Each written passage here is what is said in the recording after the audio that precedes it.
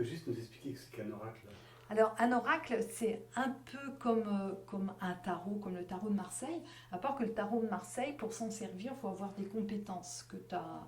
Voilà, soit tu as un livret vraiment très bien conçu, puis tu vas regarder au fur et à mesure, et donc du coup, tu perds un peu tout le feeling, l'intuition, qu'un oracle, c'est un objet du même type, donc c'est des cartes, mais ça fait beaucoup appel à ton intuition, et il n'y a pas besoin d'avoir de compétences développées par rapport à ça puisqu'il suffit, tu tires une carte et déjà il y a quelque chose au niveau du visuel.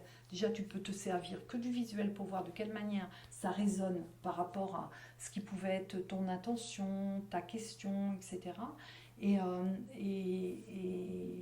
voilà. Et donc après c'est vrai que nous les oracles, compte tenu que on dit que c'est un livret qu'il y a à l'intérieur parce que au niveau du format c'est petit, mais au niveau des écrits, c'est un livre. C'est-à-dire que Vanessa, c'est vraiment un auteur, donc c'est Vanessa Mielczarek, pour dire son nom en entier, qui est un peu difficile à écrire, à prononcer aussi.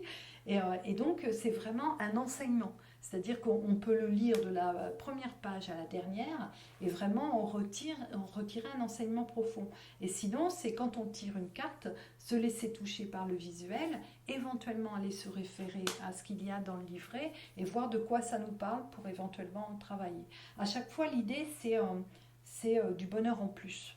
Voilà, tout ça, c'est voilà, comment avoir du bonheur en plus. L'attirer ou le comprendre, ou oui, en prendre conscience parfois.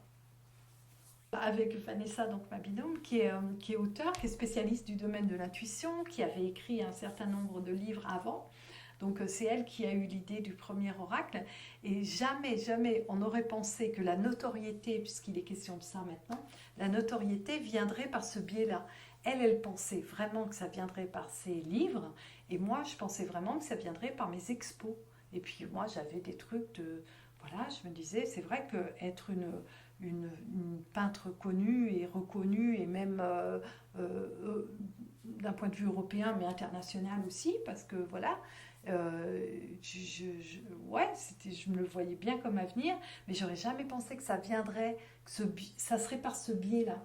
Et donc le premier, quand on a sorti le premier coffret qui s'appelle Les Portes de l'Intuition, donc c'était il y a 10 ans, il a fêté ses 10 ans cette année, et c'était pas encore l'époque de la mode, c'est devenu vraiment à la mode, il en sort beaucoup, il y en a plein qui sont excellents, hein. C'est pas une histoire de qualité, là c'est l'histoire du nombre, il y en a énormément.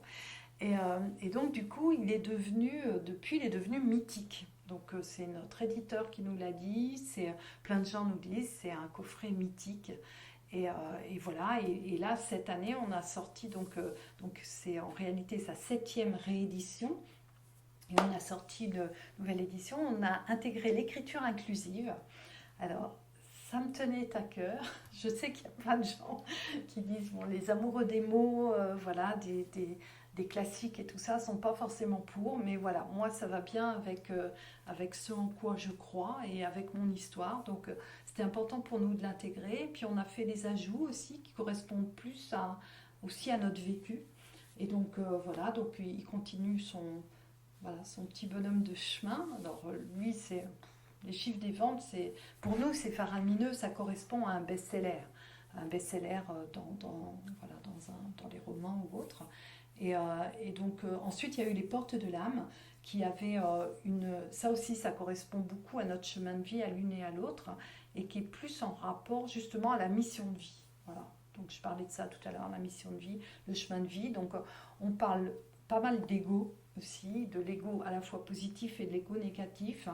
Et c'est pareil. Alors lui, il a bénéficié du succès du premier pour être, voilà, pour avoir son succès aussi. Et personnellement, toi, qu'est-ce que tu retires de cette collaboration dans ces oracles? C'est à la fois que les voies de la Providence sont impénétrables, parce que du coup,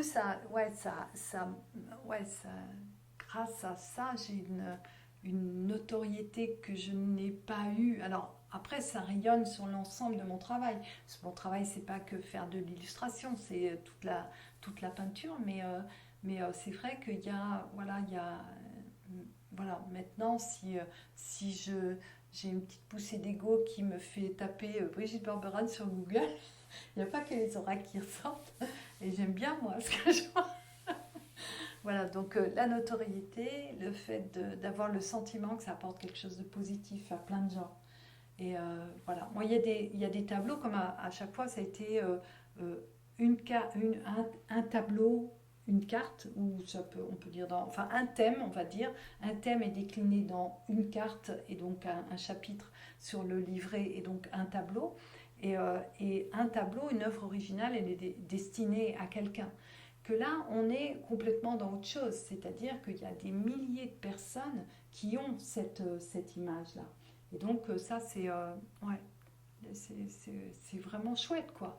Il y a des gens, et comme c'est à chaque fois, c'est en rapport avec donc je disais le don du rire qui fait partie des portes magiques de l'univers, mais par exemple, la gratitude est une des cartes qu'on a mis dans les portes de l'intuition et dans les portes de l'âme, et que quand on tombe plusieurs fois, par exemple, sur la carte, la gratitude, ça peut nous renvoyer au fait qu'on oublie. On oublie ce pourquoi on peut être reconnaissant au fait d'être en bonne santé, de respirer, d'avoir du soleil, de vivre à Metz, en ce qui nous concerne tous les trois.